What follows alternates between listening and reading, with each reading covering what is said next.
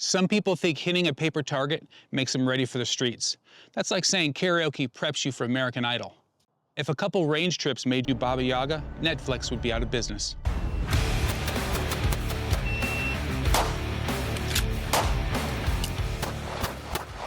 Hey folks, I'm Christopher McReady, and today we're cutting through the noise and focusing on the training that actually matters.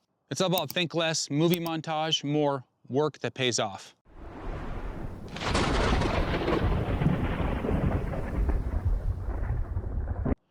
I see a lot of gun owners hit the range a few weekends a year. Usually, it's just some casual shooting, no plan, no intent, but they call it training. The problem is gunfights aren't like weekends at the range. They're short, close, and chaotic. If that's all the practice you're getting and the fight ever comes to you, it's going to start fast, end close, and end quick. Kind of like the last 5 minutes of an action movie, only with a slow clap.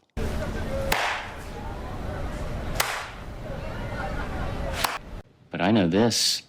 Unless you want a front row seat to Annie Loves Richie, it's time to change your point of view. When you ask people why they don't train more, they usually say the same thing. Not enough time and not enough money. And yeah, on the surface, that makes sense. But here's the thing. It's not really about time or money. It's about the plan. If you don't have structured approach, those random weekends won't build skill. They'll just make you better at doing random things. So, what if there was a better way to approach your training? At Make Ready, we like to use the 80% approach. You can't train for every scenario, but you can train for 80% of the most likely scenarios. This leads us to the small set of skills that win most fights. The key is to train these skills both with dry fire and live fire. Time is valuable, so spend your valuable time working on what allows you to win 80% of these fights. To progress faster, you should make every rep measurable, track it, and then find ways to improve it. It's not poetic, but it's true. Slow triggers make for fast funerals.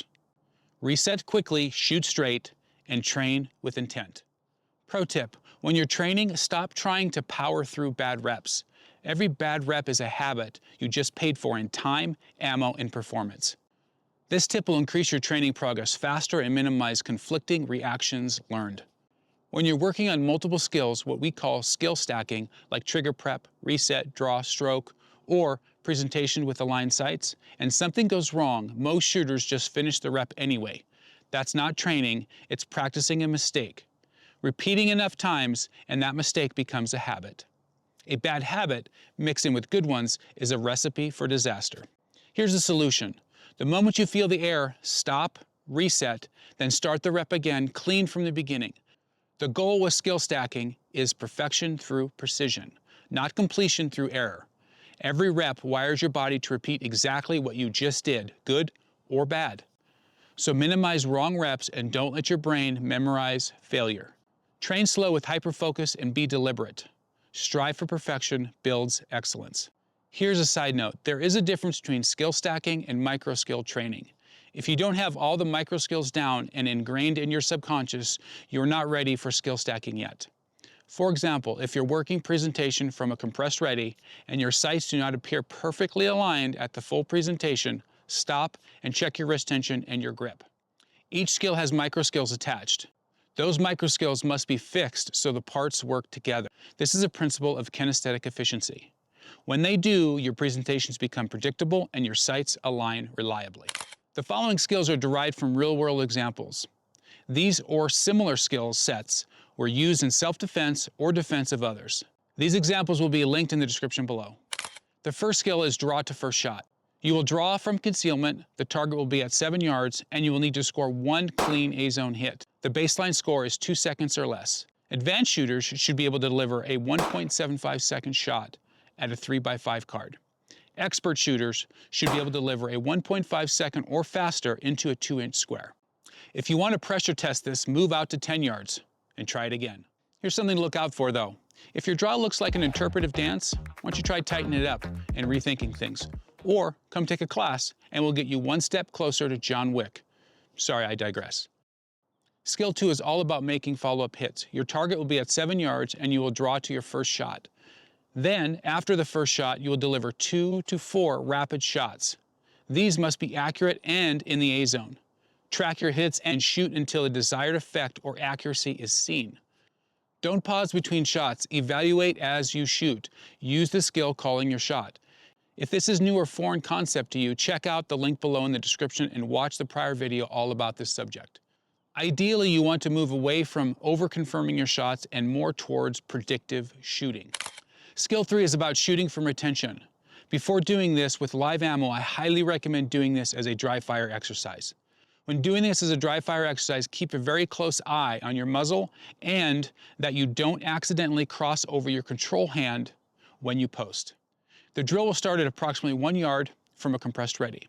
You will be at a close contact position, and you shouldn't be more than an arm's length away from the target.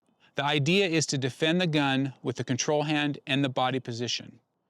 Your strong side should be aligned away and back. From this retention position, you will fire 2 shots. After these 2 shots, you will post with your control side arm and step laterally.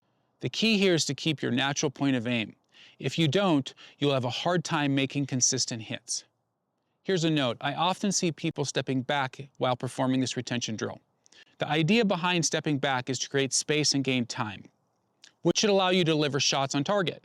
However, police footage and training has shown this to be a losing tactic. It has been shown stepping offline, left or right, as a better chance for success. Why? Simply, it forces your adversary to react and respond to you. This forced reaction can create time. When you train for this, take it in parts. Start stationary, then add stepping off at an angle, and then finally pushing off into a full presentation. Don't move on to the next part, especially pushing off until all prior parts are well practiced. Make sure not to add speed until you have mastered all the parts of this drill first.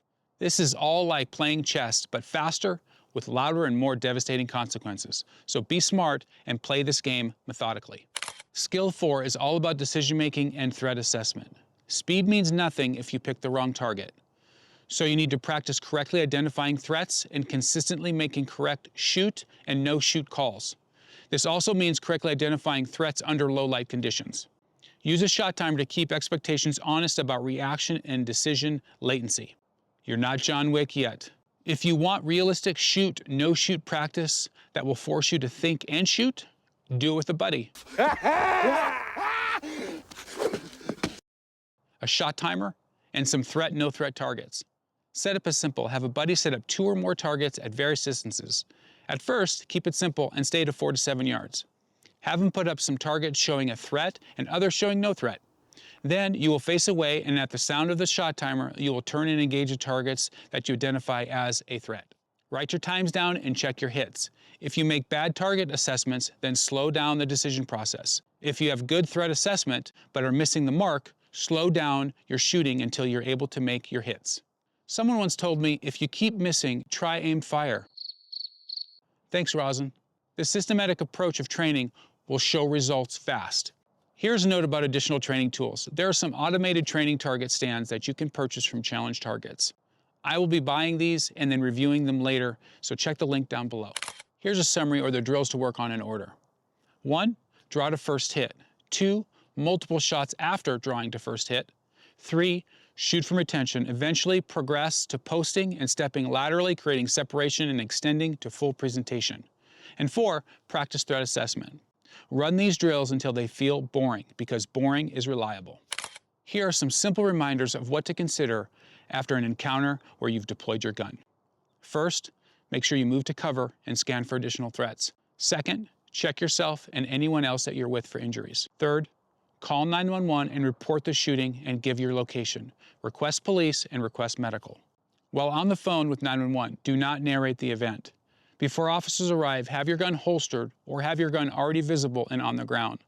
Comply fully with law enforcement and ask questions later. When questioned by the police, be brief and request a lawyer before answering any further questions. Everything you say can affect you both civilly and criminally. If you want the real incident details that show why these drills matter, I've listed the case studies in the description below this video. Want to go deeper or develop the skills needed to be a master at these drills? Come join a class or sign up for a private lesson. We will build these skills together.